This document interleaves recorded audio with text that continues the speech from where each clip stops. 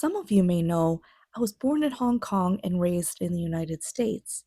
I do enjoy the food from Hong Kong, especially some of the dim sum that you can order for brunch. If you've ever had dim sum, drop a comment below and share your favorite dishes.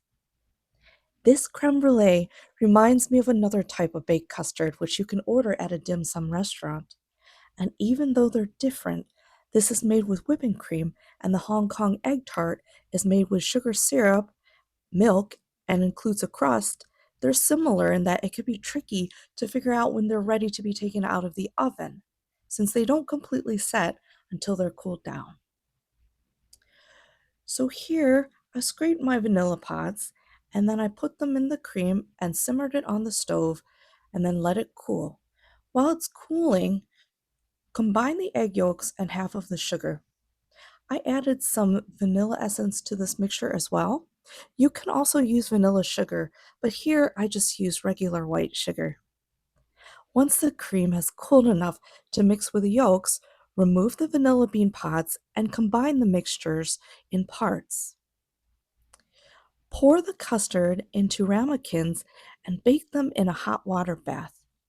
I would start with setting the oven timer for a little less time than estimated, and then checking on the custards periodically afterwards without letting too much time pass in between.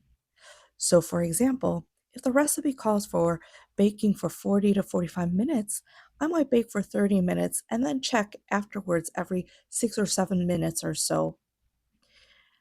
They're ready when they're still jiggling in the center of the custard. They're not going to be set when they're in the oven.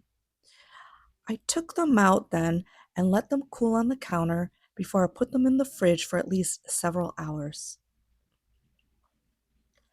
Right before serving, I add sugar to the top of the custard and then use a torch to caramelize the sugar.